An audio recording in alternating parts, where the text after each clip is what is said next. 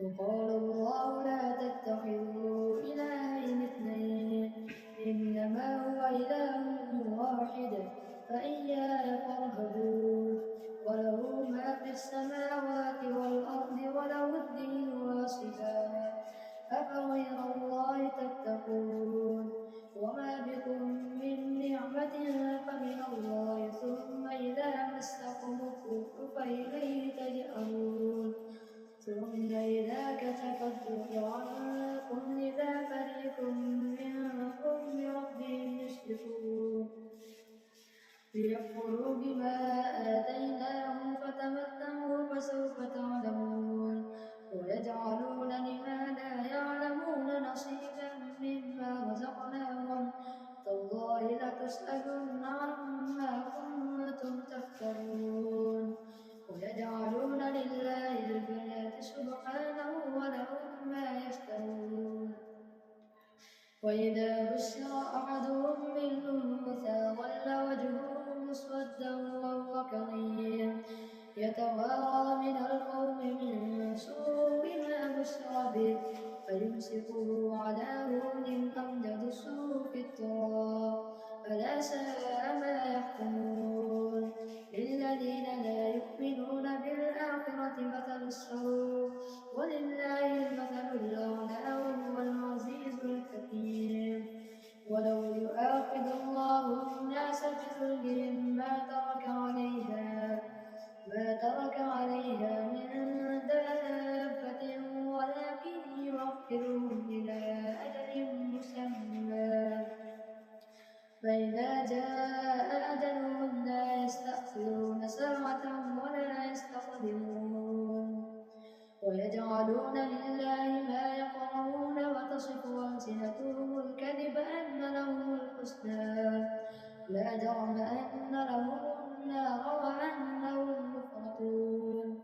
تالله لقد أرسلنا إلى أمم من قبلك فزين لهم الشيطان أعمالهم فهو وليهم اليوم ولهم عذاب أليم وما أنزلنا عليك الكتاب إلا لتبين لهم الذي اختلفوا فيه وهدى ورحمة لقوم يؤمنون والله أنزل من السماء ماء فأحيا به الأرض بعد موتها إن في ذلك لآية لقوم يسمعون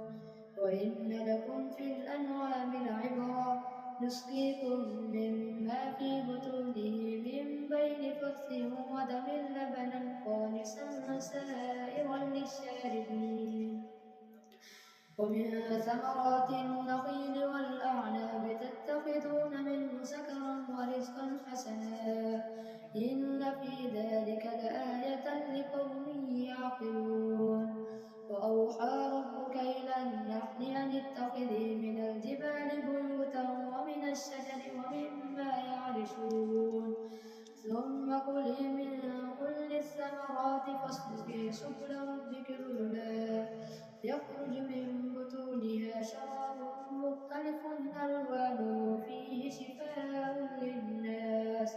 إن في ذلك لآية لقوم يتفكرون والله خلقكم ثم يتوفاكم ومنكم من يرد إلى أرذل العمر لكي لا يعلم بعد علم شيئا إن الله عليم قدير والله فضل بعضكم على بعض في الرزق فما الذين فضلوا براد رزقهم على ما ملكت أيمانهم فهم فيه سواء أفبنعمة الله يجحدون والله جعل لكم من أنفسكم أزواجا وجعل لكم من أزواجكم بنين وحفدة ورزقكم من الطيبات أفبالباطل يؤمنون وبنعمة الله هم يكفرون ويعبدون من دون الله ما لا يملك لهم رزقا من السماوات والأرض شيئا ولا يستطيعون فلا تضربوا لله الأمثال إن الله يعلم وأنتم لا تعلمون ضرب الله مثلا عبدا مملوكا لا يقدر على شيء ومن رزقناه منا رزقا حسنا فهو ينفق منه سرا وجهرا هل يستوون الحمد لله بل أكثرهم لا يعلمون وضرب الله مثلا رجلين أحدهما أبكم لا يقدر على شيء وهو كل على مولاه أينما يوجهه لا يأتي بخير هل يستوي هو ومن يأمر بالعدل وهو على صراط مستقيم ولله غيب السماوات والأرض وما أمر الساعة إلا كلمح البصر أو هو أقرب إن الله على كل شيء قدير إن الله على كل شيء قدير والله أخرجكم من بطون أمهاتكم لا تعلمون شيئا وجعل لكم السمع والأبصار والأفئدة لعلكم تشكرون ألم يروا إلى الطير مسخرات في جو السماء ما يمسكهن إلا الله إن في ذلك لآيات لقوم يؤمنون والله جعل لكم من بيوتكم سكنا وجعل لكم من جلود الأنعام بيوتا تستخفونها يوم ظعنكم ويوم إقامتكم ومن أصوافها وأوبارها وأشعارها أثاثا ومتاعا إلى حين والله جعل لكم مما خلق ظلالا وجعل لكم من الجبال أكنانا وجعل لكم سرابيل تقيكم الحر وسرابيل تقيكم بأسكم كذلك يتم نعمته عليكم لعلكم تسلمون فإن تولوا فإنما عليك البلاغ المبين يعرفون نعمة الله ثم ينكرونها وأكثرهم الكافرون ويوم نبعث من كل أمة شهيدا ثم لا يؤذن للذين كفروا ولا هم يستعتبون وإذا رأى الذين ظلموا العذاب فلا يخفف عنهم ولا هم ينظرون وإذا رأى الذين أشركوا شركاءهم قالوا ربنا هؤلاء شركاؤنا الذين كنا ندعو من دونك فألقوا إليهم القول إنكم لكاذبون وألقوا إلى الله يومئذ السلام وضل عنهم ما كانوا يفترون الذين كفروا وصدوا عن سبيل الله زدناهم عذابا فوق العذاب بما كانوا يفسدون ويوم نبعث في كل أمة شهيدا عليهم من أنفسهم وجئنا بك شهيدا على هؤلاء ونزلنا عليك الكتاب بيانا لكل شيء وهدى ورحمة وبشرى للمسلمين إن الله يأمر بالعدل والإحسان وإيتاء ذي القربى وينهى عن الفحشاء والمنكر والبغي يعظكم لعلكم تذكرون وأوفوا بعهد الله إذا عاهدتم ولا تنقضوا الأيمان بعد توكيدها وقد جعلتم الله عليكم كفيلا إن الله يعلم ما تفعلون ولا تكونوا كالتي نقضت غزلها من بعد قوة أنكاثا تتخذون أيمانكم دخلا بينكم أن تكون أمة هي أربى من أمة إنما يبلوكم الله به وليبينن لكم يوم القيامة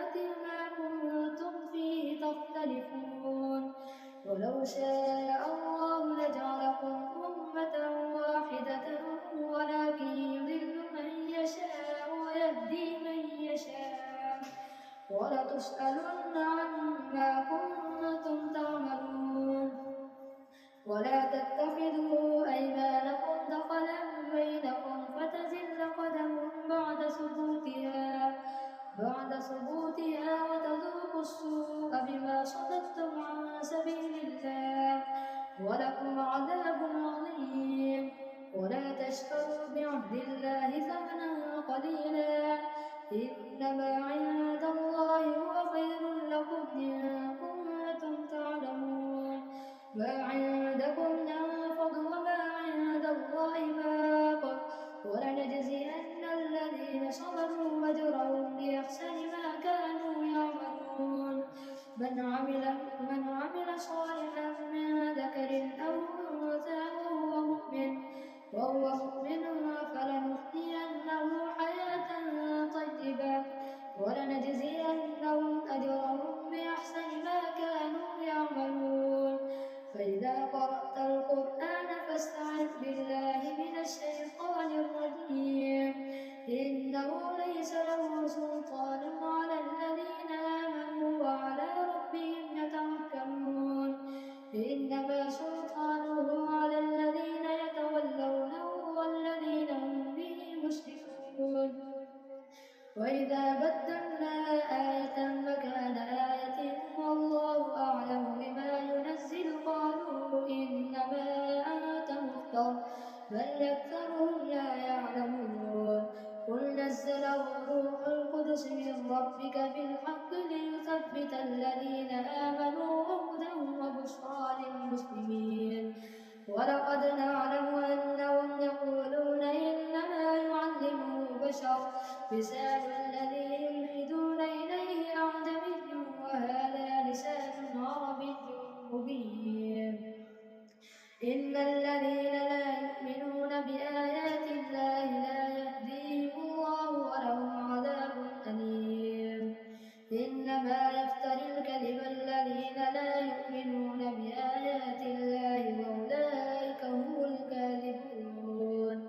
من كفر بالله من بعد إيمانه إلا من أكره وقلبه مطمئن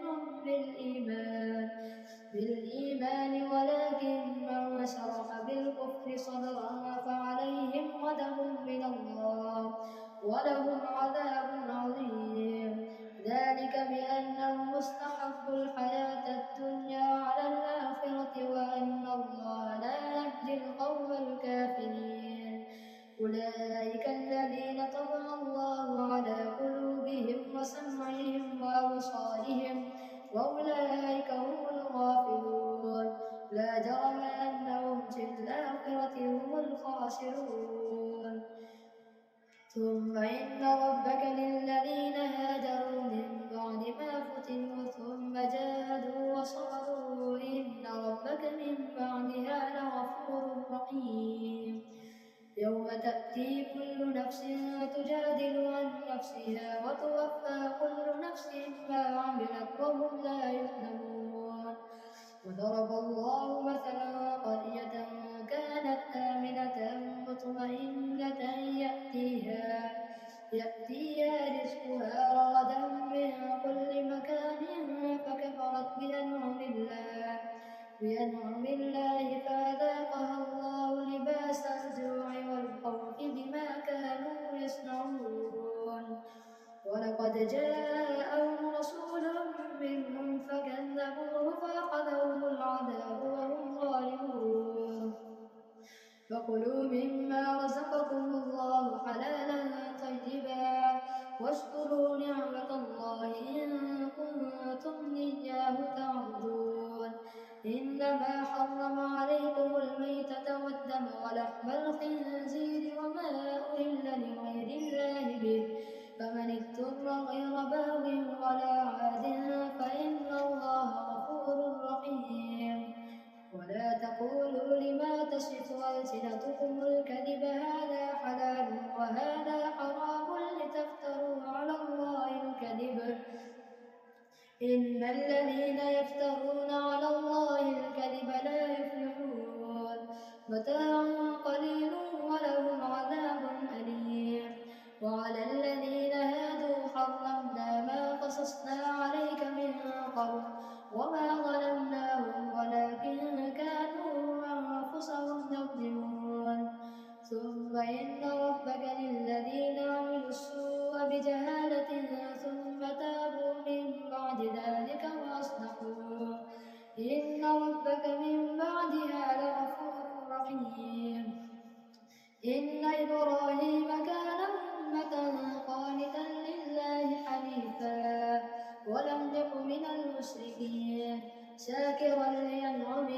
اجتباه وهداه إلى صراط مستقيم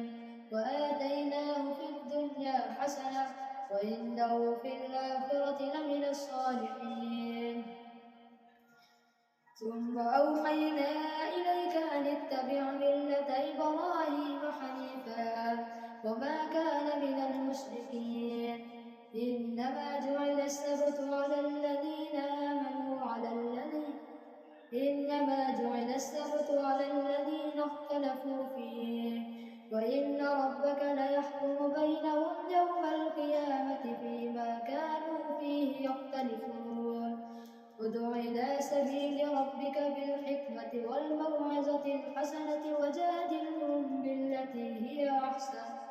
إن ربك هو أعلم بمن ضل عن سبيله وهو أعلم بالمهتدين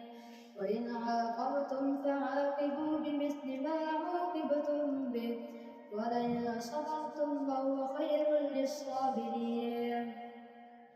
ولئن صبرتم لهو خير للصابرين واصبر وما صبرك إلا بالله ولا تحزن عليهم ولا تك في ضيق مما يمكرون إن الله